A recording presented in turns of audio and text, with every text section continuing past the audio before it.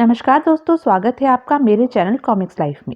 शुरू करते हैं मनोज कॉमिक्स की एक और मजेदार कॉमिक्स, नाग रानी के कुंडल पार्ट 2।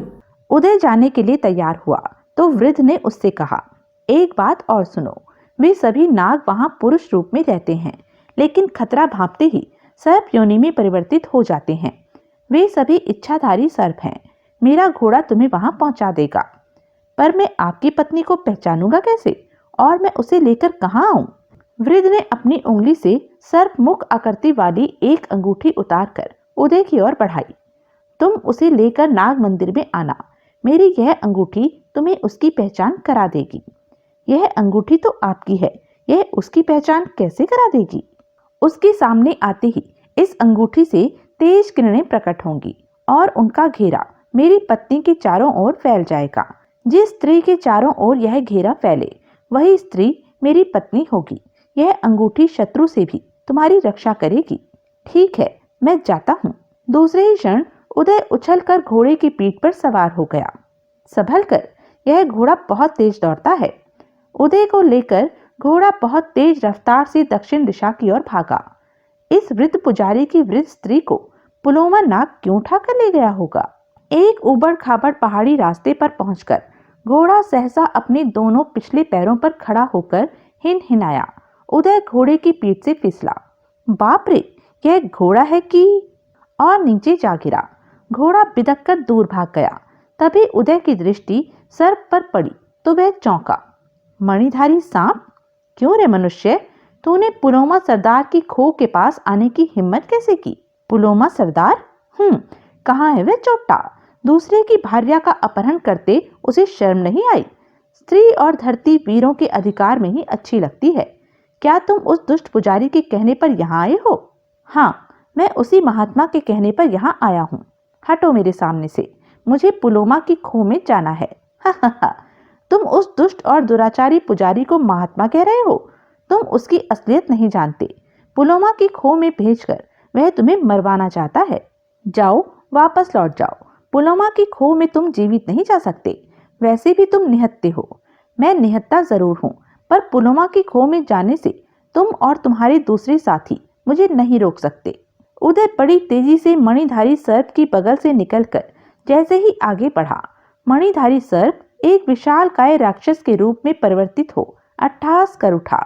हा, मूर्ख, देखता हूँ अब तू मेरा क्या बिगाड़ता है और कैसे पुलोमा सरदार की खो में जाता है। इस मायावी राक्षस से लड़ने के लिए मेरे पास कुछ भी नहीं है। उदय अभी सोच ही रहा था कि पुजारी का घोड़ा दौड़ता हुआ उसके निकट आया। हे युवक, मेरी पीठ पर सवार हो जा और पुजारी की दी हुई अंगूठी इसकी ओर कर। मित्र, तुम तो बड़े काम के हो, फिर सर्प को देखकर भाग क्यों खड़े हुए थे? सर्प को एकाएक सामने देखकर ही मैं डर गया था। दूसरे ही क्षण उदय घोड़े की पीठ पर था। जब तक मैं तुम्हारे साथ हूँ, भयभीत होने की जरूरत नहीं है। जानता हूँ।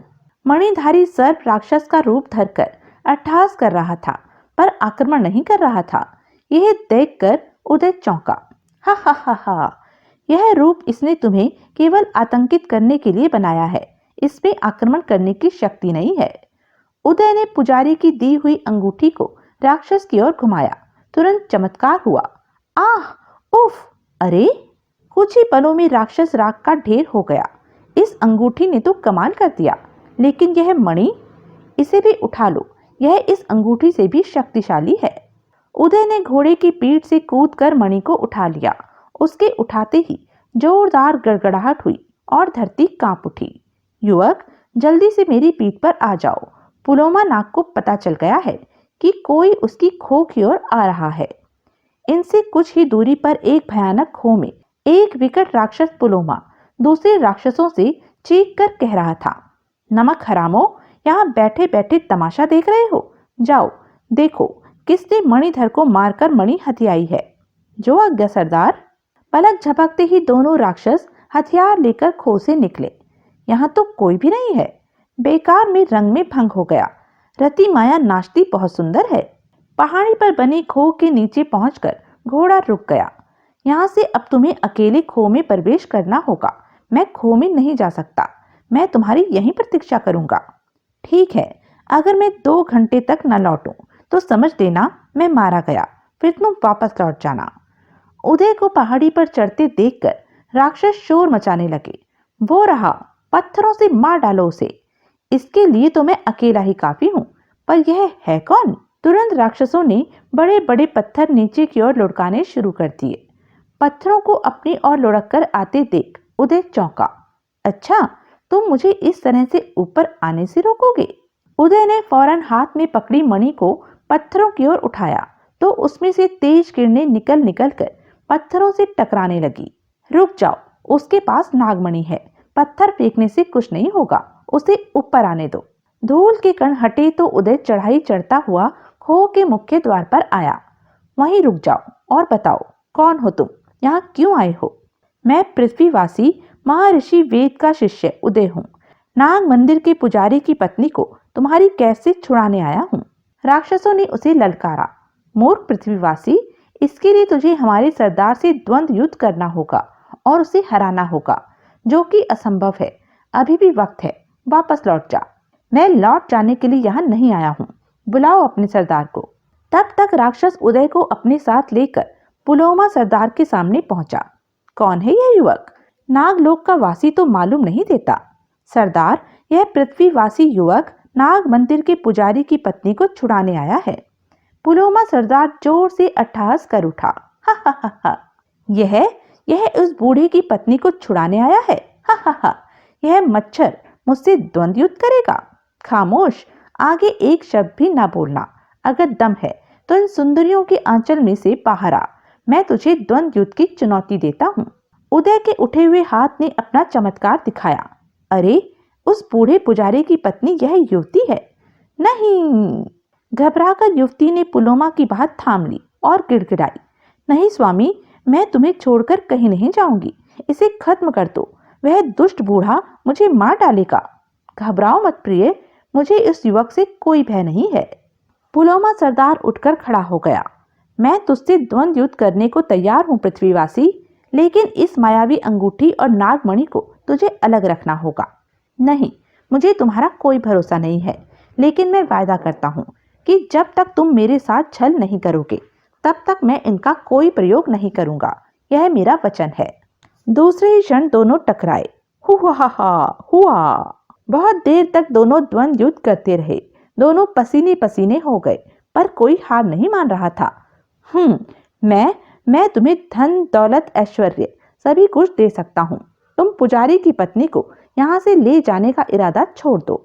नहीं, मैं वचनबद्ध हूँ, मुझे इसे ले जाना ही होगा। पर ताज्जुब है, यह स्वयं वहां क्यों नहीं जाना चाहती? दोनों समझौता करके अलग हो गए। वास्तव में जिसे तुम उस दुष्ट पुजारी की पत्नी समझ रहे हो, वह मेरी पत्नी है। एक बार हम दोनों नाग मंदिर में एरावत कुल अधिपति नागराज तक्षक के दर्शन करने गए। तभी उस दुष्ट पुजारी की नजर मेरी पत्नी पर पड़ी। ओह, यह बात है। मेरी पत्नी को देखकर उसके मन में पाप समा गया। एरावत कुल अधिपति महाराज तक्षक की जय हो। महाराज, हमारी नई नई शादी हुई है, हमें आशीर्वाद दीजिए। सुखी रहो पुलोमा, हमारी ओर से बहू की यह मुंह दिखाई स्वीकार करो। ओह, अद्भुत सौंदर्य है, मैं इसे अपनी पत्नी बनाऊंगा। तुरंत वह दासी जवाहरातों से भरा थाल लेकर पुलोमा के पास आई। इसे स्वीकार करो पुलोमा सरदार। मैं आपका आभारी हूँ महाराज। आभार की कोई बात नहीं है पुलोमा, हम तो तुम्हारी सेवाओं से पहले ही बहुत संतुष्ट हैं।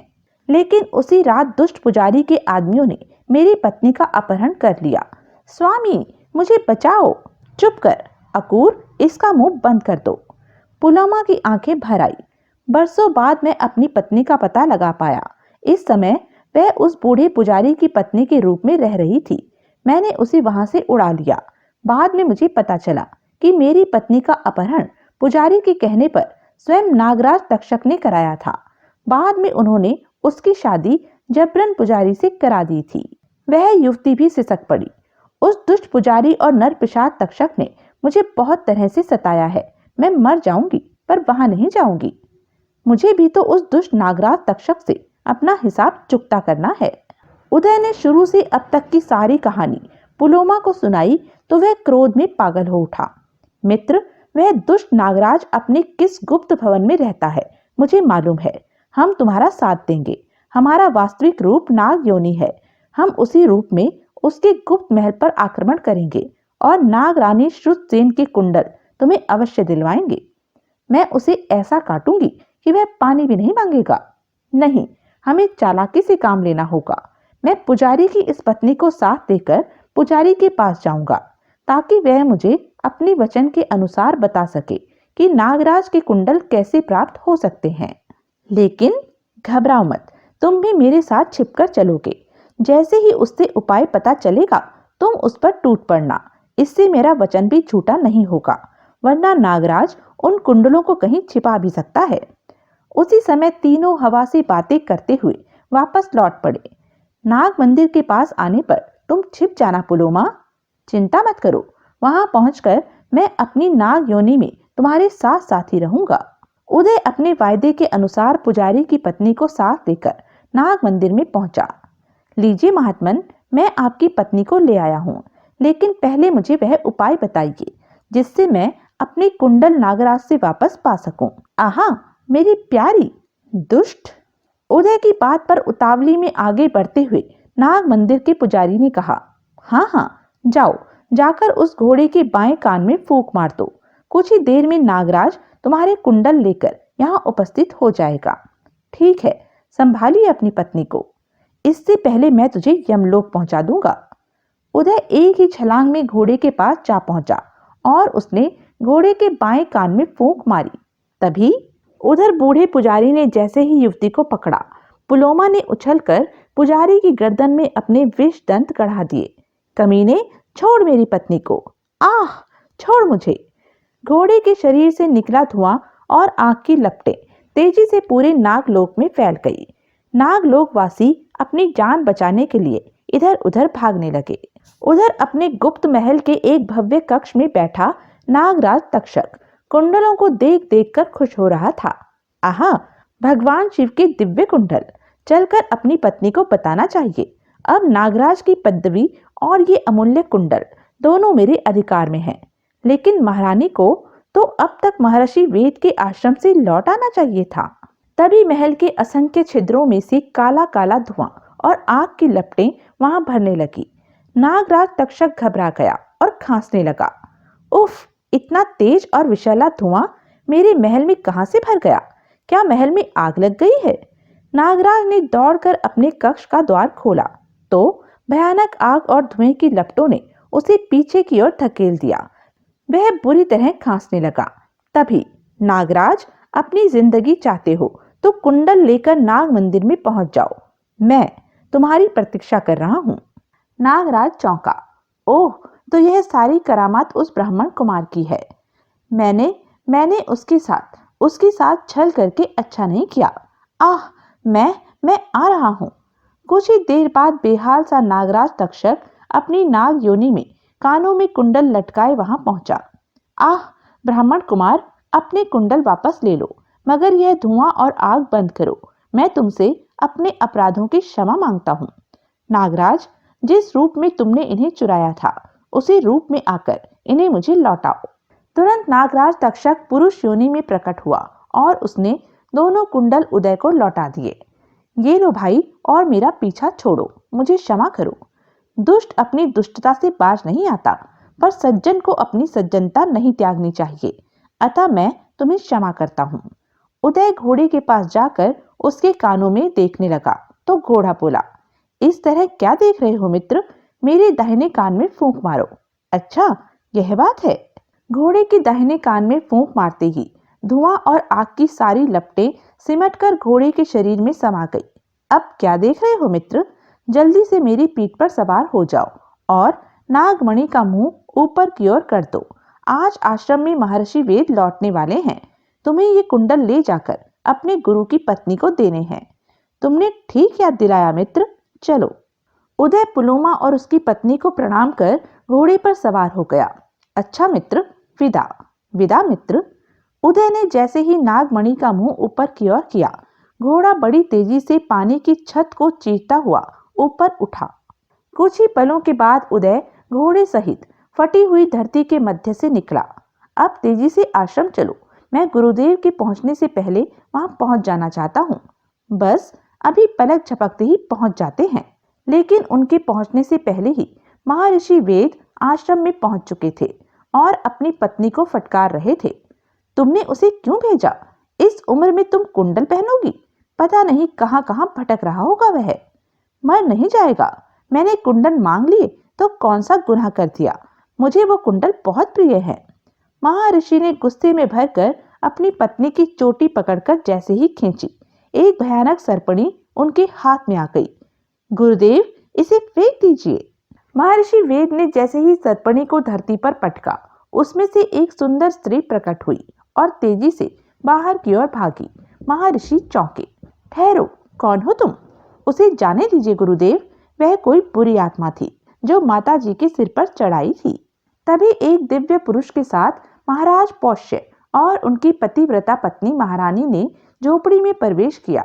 आह, महाराज पौष्य और महारानी, प्रणाम महर्षि। आयुष्मान भव। आपका स्वागत है राजन। आश्चर्य में डूबे महर्षि को जब उदय ने सारी कहानी सुनाई तो महर्षि की आंखें भर आई। बस, तुमने मुझे सच्ची गुरु दक्षिणा प्रदान की है। तुम एक दिन अवश्य महान वीर, विद्वान और यशस्वी होगे।